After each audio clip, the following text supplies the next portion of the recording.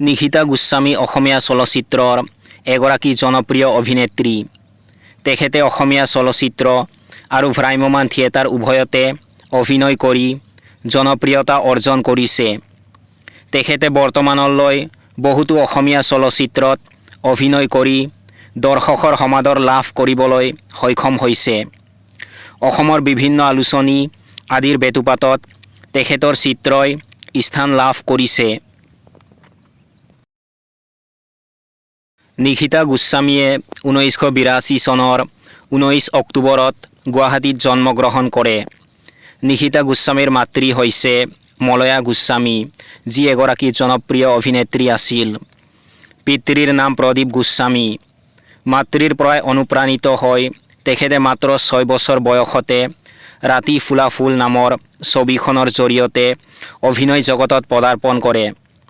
তেওঁ 2011 চনৰ 21 নৱেম্বৰত মেঘালয়ৰ শ্বিলঙৰ এজন বঙালী অভিযন্তা আৰু ব্যৱসায়ী চয়ন চক্ৰৱৰ্তীৰ সৈতে বিবাহপাশত আবদ্ধ হয়।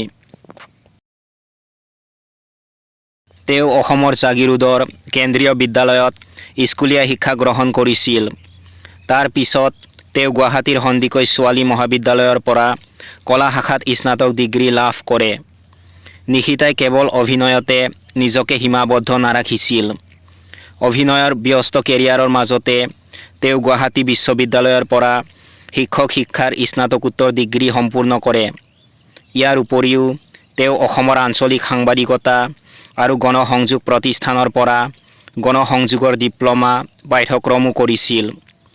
তেওঁ ভাৰতখণ্ড সংগীত প্ৰতিষ্ঠানৰ পৰা শাস্ত্ৰীয় সংগীতত সংগীত বিশাৰদ উপাধি লাভ কৰিছিল।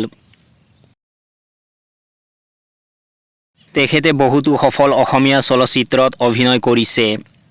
তেখেতে অভিনয় কৰা ছবি কেইখন হৈছে মন, কাদম্বৰী, চোৰেণ চোৰৰ পুতেক, অধিনায়ক, মন যায়, ৰং, দীনবন্ধু, অস্তৰাগ, ধন কুবেৰৰ ধন, ৰামধেনু, ৰিচাং, মনে মোৰ কইনা বিচাৰে, জিলমিল জোনাক, ৰত্নাকৰ।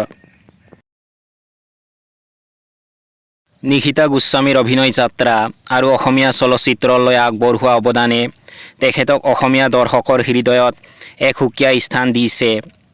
তেখেতৰ অভিনয় দক্ষতা আৰু জনপ্ৰিয়তাই অসমীয়া চলচ্চিত্ৰ জগতক সমৃদ্ধ কৰিছে আৰু ভৱিষ্যত প্ৰজন্মৰ বাবে এক আদৰ্শ স্থাপন কৰিছে।